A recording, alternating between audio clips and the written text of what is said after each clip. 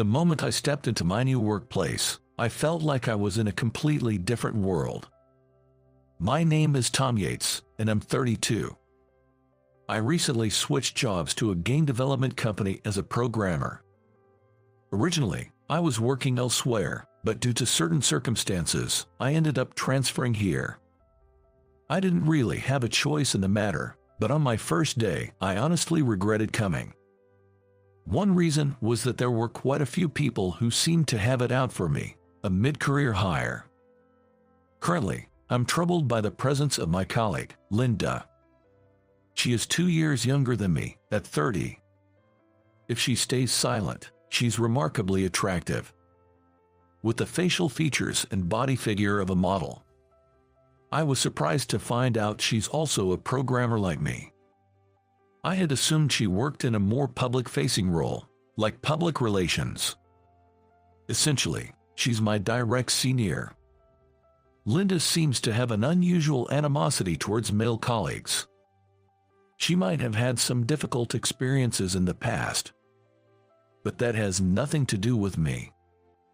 Yet, Linda's anger and irritation are currently directed straight at me.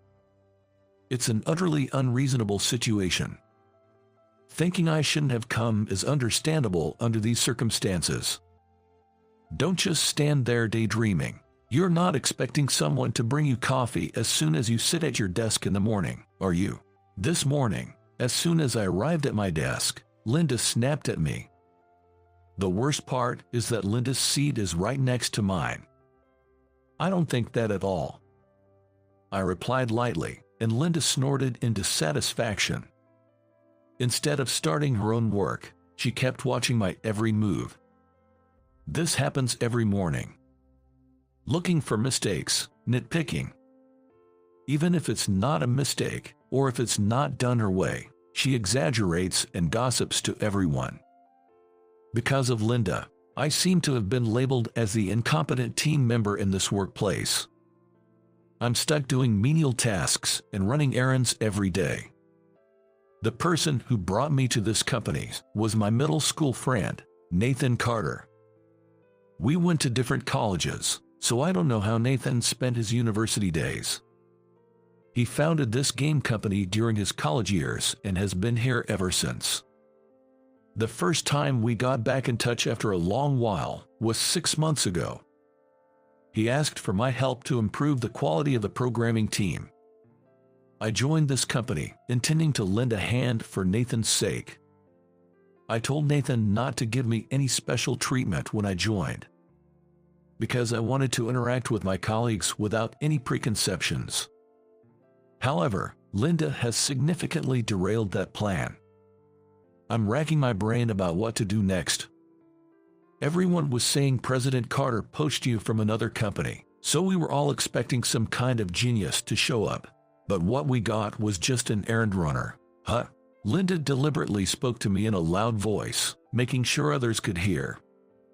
It was obvious to anyone that she was speaking loudly so that the other colleagues could hear her.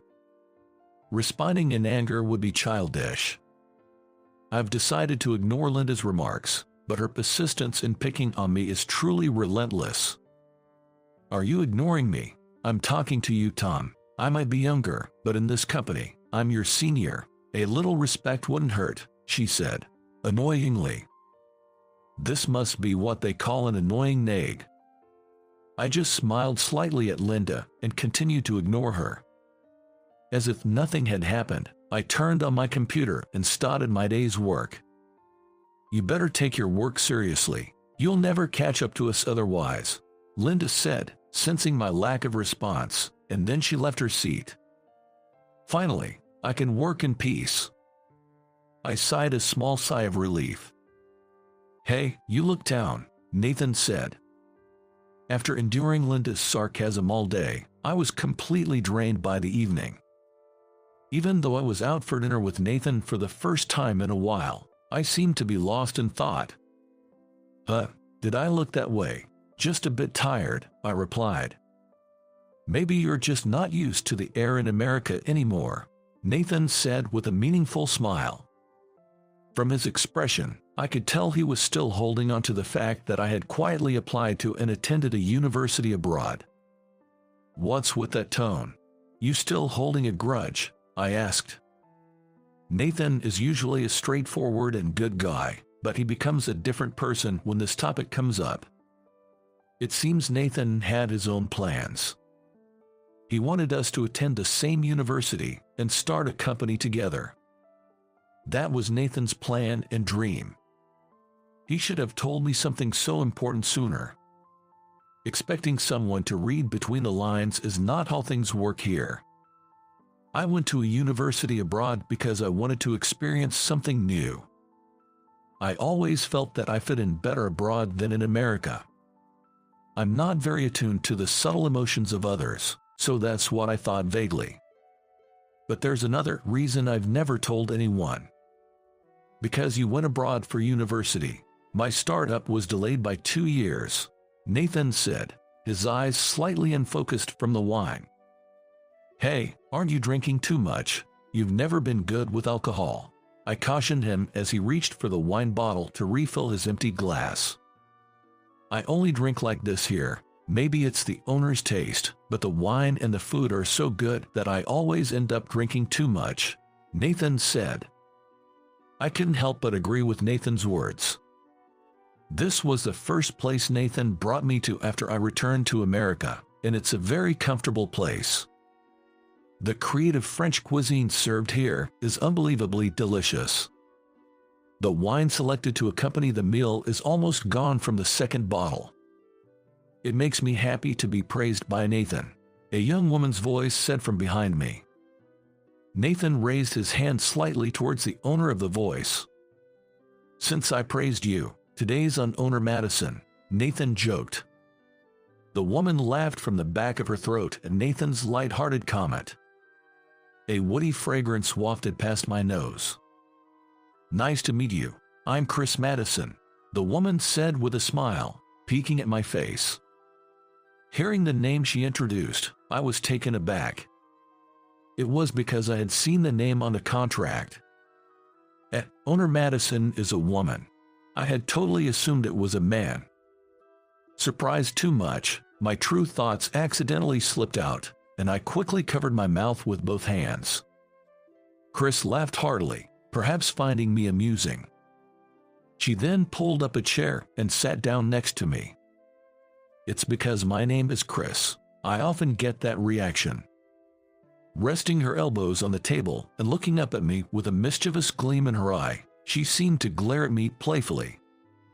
Despite saying she often hears it, she appeared somewhat displeased. "But Chris is such a beautiful name for a woman, isn't it?" Without any flattery, those words just slipped out. I was surprised at myself. Chris seemed just as surprised, her eyes widening even more. "I'm happy even if it's just flattery. Thank you," she said with a smile, looking very attractive to me. Her expressions changed so naturally and sincerely, making her incredibly likable. The one who provided the funds for my startup on a whim was Chris here, so she's also the owner of my company, and she owns this place too, Nathan explained. From Nathan's tone, it seemed Chris was quite the entrepreneur. She must have a knack for business. Yet, she looked younger than us. When Nathan was in college, she might have still been in high school or even in middle school. How she managed to come by enough funds to start a business just like that was a mystery. The mystery only deepened. "Don't worry, it's not shady money," Chris said with a chuckle, as if she could read my thoughts. "The only thing I've figured out from our first meeting," I said. "You've figured out something already," Chris responded, sounding pleased.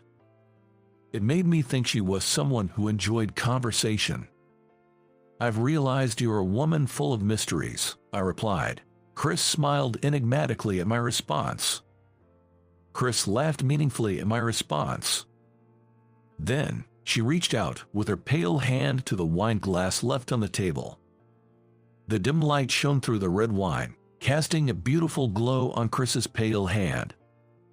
It swayed gently, looking incredibly elegant, I watched Chris slowly take a sip of wine, vaguely aware of my excitement about what she would say next. Men are silly. Women are made of mysteries. A woman who can be fully understood is hardly worth mentioning, she replied. Her response struck a chord with me. After being nagged and criticized all day, I couldn't help but cherish this moment of enjoyable conversation even more. Hey, am I intruding here? Nathan interjected, sounding a bit disgruntled, as if he felt left out of the conversation between Chris and me. Are we being a bother? Maybe we are. We both responded, causing Nathan to let out an exasperated hey, hey. Unbeknownst to the tipsy Nathan, Chris had discreetly passed me her private phone number as we were leaving. Even after such a wonderful encounter, the same dreary morning awaited the next day. Fortunately, I've always had a strong tolerance for alcohol and have never experienced a hangover. Nathan, who arrived at work a few minutes after me, looked terrible and was slumped over his desk in distress. You drank too much, I told him, placing some hangover medicine and a bottle of mineral water on his desk. With a hoarse voice from the alcohol, Nathan slowly took the medicine, saying, "My bad," as he did so. I'd hate to call it a favor, but I'm looking for some information, I said to Nathan, who had just chugged down 500 milliliters of water and was catching his breath. I can give you any information about Chris. I've been sworn to secrecy, Nathan replied, prompting me to click my tongue in frustration. It seems Chris got ahead of me. Now, figuring out how to approach this situation becomes a troubling dilemma. Nathan is the only reliable source of information I have at the moment. President Carter, hungover again, Linda interjected between Nathan and me. Although Nathan's title is president, his desk is on the same floor as ours. A consideration to make it easier for employees to consult with him. This makes the hierarchical barrier feel lower compared to other companies. Perhaps that's why Linda often talks to Nathan, the president, in a casual manner. Should I go buy you some hangover medicine again? Do you need some energy drinks and water as well? It must be a common occurrence for Nathan to be down with a hangover. Holding her cute pink wallet in both hands, Linda spoke to Nathan with an exasperated look. I always feel bad for this, but from today, I'll be fine. I've got my wife here to look after me, Nathan said, pointing in my direction. Back when we used to hang out together, it was always Nathan who got into trouble, and it was my job to clean up after him. I was reminded of how I used to be called his wife. Sure enough, I had unconsciously bought hangover medicine, prepared mineral water, and even vegetable soup. Linda, who sharply noticed these items lined up on the desk, glared at me resentfully. That expression made me realize her cold attitude towards me might also have something to do with Nathan's presence. So I'm unnecessary, then. Since I'm not useful for the work, I guess I'll just cover for you with errands, Linda said, folding her arms in front of her chest. Her posture made it clear that she was completely shutting me out. Well, the underling should learn by watching my work and pick up the skills, Linda said condescendingly, and Nathan looked up at me as if he wanted to say something. I just shook my head slightly in response to his gaze. I'm always learning from you, I replied with a smile. Feeling that her sarcasm wasn't getting through, Linda clicked her tongue softly and walked away from Nathan's desk. As I watched her retreating figure, Nathan asked, "Is that okay with you?" "For now, it's fine. I have my own plans," I reassured him. Nathan must have felt something, seeing his close friend belittled in front of him. But revealing my true intentions isn't timely yet. I was called back by Nathan to grasp the situation within the company and the technical capabilities to root out any bad elements. I had intended to observe for a while, but circumstances didn't allow for that. The incident began with a phone call. I was the one who answered it. Before I could even mention the company's name, I was yelled at, nearly damaging my eardrum. The caller was that angry. It was from Director Smith, a longtime client to whom we had just delivered a program. Normally very calm, the call from Director Smith was unexpected. I managed to calm him down and listen as he explained that the program we delivered had a significant bug and that a part we had discussed changing during the specification meeting hadn't been altered at all in the delivered product. While listening, I operated the computer to check who was in charge of the project. It was a job handled by Linda's team. Glancing at Linda in shock, I could tell she must have heard the shouting through the receiver, as she was looking at me with a pale face. The client urgently requested a correction, with delivery by tomorrow. Unfortunately, Nathan was out on field work with the sales team. The atmosphere was too tense to even put the client on hold and check with Linda. Understood. We'll start the corrections immediately, I said before hanging up. Linda rushed over to me after I put down the receiver. Don't just accept it on your own. There's no way we can meet a deadline by tomorrow. If we fail, our reputation will plummet. Linda's face was pale as she continued to berate me. It seemed like she was maintaining her emotional balance by berating someone else. That's the impression I got. But this is work. There's no room for shifting blame or making excuses. Weren't you the project leader? How do you plan to resolve this? I asked, looking straight into Linda's eyes. She seemed a bit intimidated by my intensity and took a step back. But Linda isn't the type to back down. She quickly regained her composure and yelled back at me. As the project leader, I've estimated it will take several days to fix. Are you holding a grudge against me by promising delivery by tomorrow? Her forcefulness left me breathless. The client seemed to have no time to wait for several days. Bugs are one thing, but a mistake in the specification changes is inexcusable. It's evidence that the project team's coordination was poor. I counted, and Linda bit her lower lip, unable to respond.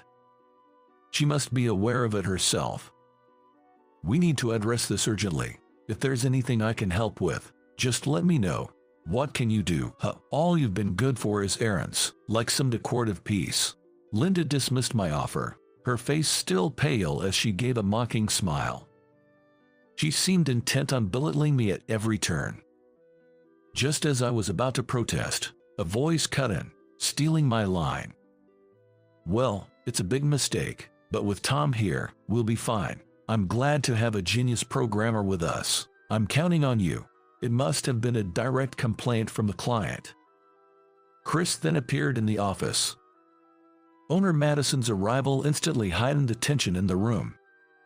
Following Chris, Nathan hurried back from his field work.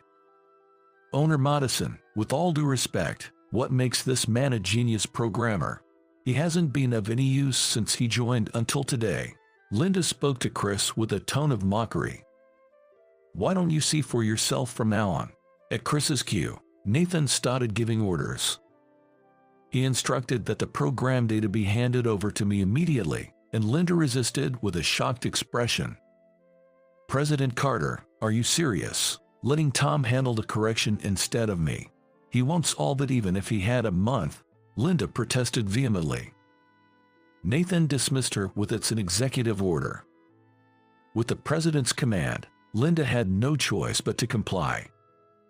Reluctantly, she sent me the data. The mistake in the specification change was a simple communication error, a clear human error. This is something we'll need to improve going forward. I reviewed the program data that arrived. It was likely constructed by Linda. A feminine, beautiful, and flexible program. But within it was an anomaly that seemed to have been intentionally inserted. This I could quickly locate and correct. We can meet the deadline by tomorrow. Please review the changed specifications. Without taking my eyes off the screen, I addressed Linda in that manner. My fingers continued to glide across the keyboard. Linda, who had inhaled sharply as if to defy my words, stopped in her tracks as she watched the code flow on my screen. Overwhelmed by the program I was writing, she kept repeating, "How can this be? in a faint voice. Why, that's a silly question. Didn't they say they hired a genius programmer? Chris said to Linda, who was taken aback. Then, in a voice loud enough for the other employees to hear, Chris spoke about my background at a major IT company abroad and how I was recruited to improve the current internal situation. I've been hearing about the recent state of affairs inside the company from Nathan. Too many are sitting comfortably at the top, lacking humility and meticulousness in their work. I don't want to invest in a company with such employees. I want Tom to clean house. That's what I'm thinking, Chris said, causing more than one or two faces to change color. This deliberate bug was probably set up by someone to frame Linda. Although Linda has her issues personality-wise, her skill as a programmer is on par with Nathan's. My assessment was that she wouldn't normally make such a mistake. I'll provide the funds. Please resolve this issue promptly, Chris said that, patted Linda on the shoulder, and left the office. She probably went to see the client. Linda, please help me. It's difficult for me to meet the deadline alone, I said to Linda, who was still in a daze. Startled by my words, Linda snapped back to reality. Reluctantly, she sat down beside me and began to work. And she said thank you in a soft voice. It was a voice only I could hear, but I'm sure that's what she said. It turned out to be an all-night effort, but by the time the morning sun rose, we had corrected both the bug and the specification changes. I believe the speed was unparalleled by other companies. My eyes were sore, and my shoulders felt as stiff as steel. You did well. We made it in time. I knew I could count on you, Nathan said, offering me an energy drink. He, too, had bags under his eyes. While we were making the corrections, Nathan had identified and decided on a punishment for the person who had planted the bug. The culprit was a mid-level male employee who was jealous of Linda's advancement. Originally Linda's mentor, he couldn't accept being surpassed in skill and position by his protege. Jealousy is an ugly thing, no matter how you look at it. Did you talk to him about leaving? I asked about the punishment. Nathan nodded quietly. I see. It was evident from his expression that it was a difficult decision for the compassionate Nathan. President Carter, would you like some coffee? Linda offered coffee to the tired Nathan with gentleness. Nathan happily accepted it. Then, without a word, Linda also offered me a cup of coffee. I accepted it with a wry smile, and for once, her usually cheeky eyes softened with a smile. I wish I had a partner who could offer me coffee when I'm tired like this. I'd eased her, and Linda's ears turned red. Don't expect that from Chris. She's useless for anything but making money, Nathan said about owner Madison, but it wasn't meant as an insult. It was clear from his affectionate tone. During the all-nighter, Chris called a few times. She was entertaining the client at that wine place, keeping them in good spirits. Thanks to her, we weren't rushed or disturbed by complaints during our work. It was truly a relief. It's finished, you say. Congratulations. I've finished up on my end too and tossed everything into a taxi. Chris entered the office, seemingly a bit tipsy, her steps uncertain. She handed me a sandwich made by the chef of that restaurant, saying it was a treat. It seems there's soup inside the thermos, which retains heat well. It was a welcome provision for our tired bodies. Looks like you were drinking until just now, huh? All I can do is entertain and spend money to make sure no one complains. Chris laughed, claiming she had no other talents. But thanks to this talent, I was able to forcefully draw my destiny towards me, she said with a smile directed at me. Caught off guard by her sudden remark, all I could do was look puzzled. Linda, intrigued, jumped into the conversation. Are you talking about Tom as your destined partner? Huh. This was news to me as well. Look at Tom's face. He looks like a pigeon that's been shot with a beam. Chris laughed, holding her stomach as she looked at me. What does that mean?" With a sly smile, Chris whispered, "It's a secret until you remember," and placed her index finger over her lips. After the delivery in the afternoon, I was exhausted and fell asleep in the rest area, where I dreamt for the first time about the day I was leaving for abroad.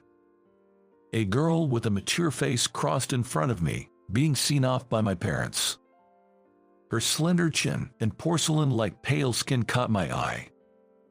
Then, the girl looked at me and smiled faintly. Do I have enough value to be gazed at like this?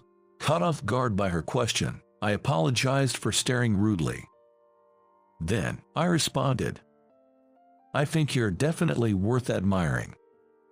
"Thank you, that gives me confidence," she said, sitting down beside me with a thud. Then, she expressed a desire to know more about me. In the short time before boarding, I believe we talked about each other. I was heading to Oxford University, and she was going to England to learn about her grandfather's business in the financial district, as I recall. "I want to live surrounded by things I love, doing what I love," she laughed, stating her only wish. When the boarding announcement came, she stood up and stared at my face. Then she said, "I appoint you as my destined person. I've decided now that you, who called me beautiful, are my goal. Be prepared." The face of the girl who laughed mischievously overlapped with Chris's as I woke up. "Yes, good morning," I startled as Chris's voice came from right beside me. "Did you remember anything about me? It was quite a task to find you. Really, were you looking for me?" My question came out awkwardly, overwhelmed by surprise. "Oh yes, I spent a fortune hiring 6 detectives. All I had was information about Oxford University." Chris laughed, then confided in me about her next plan. "The second phase of the plan is to make you fall in love with me." She said this with a serious face, even though that stage had long been surpassed. How should I convey this fact to her? What kind of expression would she have when I tell her? Excited, I carefully chose my words, hoping they would be the best possible answer